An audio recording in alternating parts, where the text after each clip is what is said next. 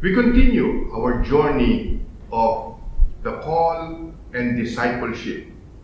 And now we focus on the consecrated life, meaning those who embrace the evangelical counsels of poverty, of chastity, and obedience.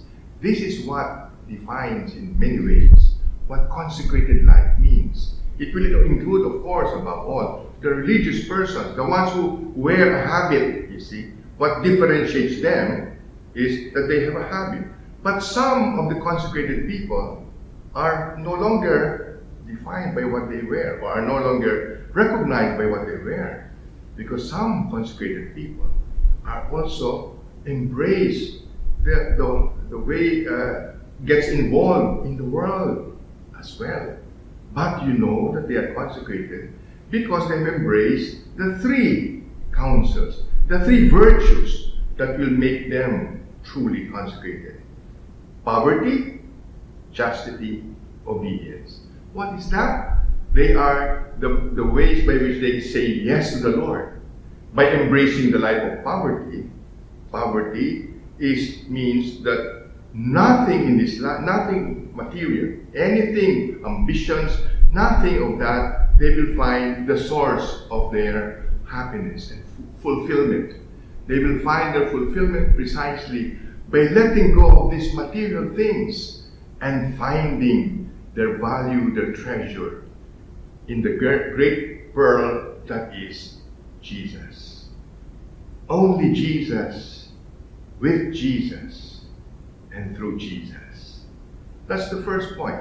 The second is, you might say also, chastity. Chastity is really embracing, learning to love the Lord by learning to love others. Learning to love the Lord means they exercise their prayer life. Many of them are defined also by their single-heartedness. They express their love for Jesus by always fixing their gaze in Jesus, with Jesus, in prayer, either alone, in solitude, or with the community. Second, chastity means learning to love also others. Because I love Jesus so much that my center is clear, I can learn to love others in a way that Jesus loves them. Meaning, without possessing them. Without saying, you are mine. No, you are not mine. You are God's. And I try to help out in helping you walk towards Jesus.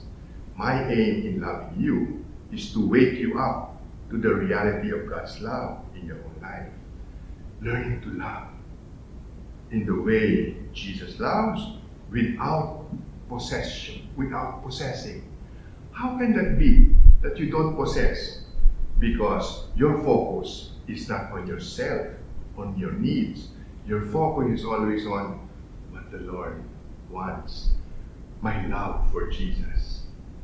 That is enough to help you fill up your heart, and that heart able to embrace the needs of others. Isn't that great? That's a mystery.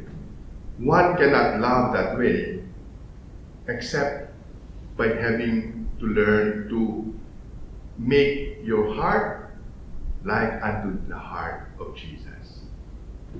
Perhaps one of the things that we can see when you look at that, well, finally, there's poverty, chastity, and what is the last? Obedience. Obedience is saying yes to the Lord. Even when things are difficult, I am obedient. I listen to what the Lord asks, says, and I do what He says. Even if it is not what I like. Even if it will mean I will sacrifice my own. Even if it will mean I will suffer. Because in the end, love is not yet love until you have suffered, until you have given up yourself. And that will require suffering, bearing suffering. So, poverty, chastity, obedience.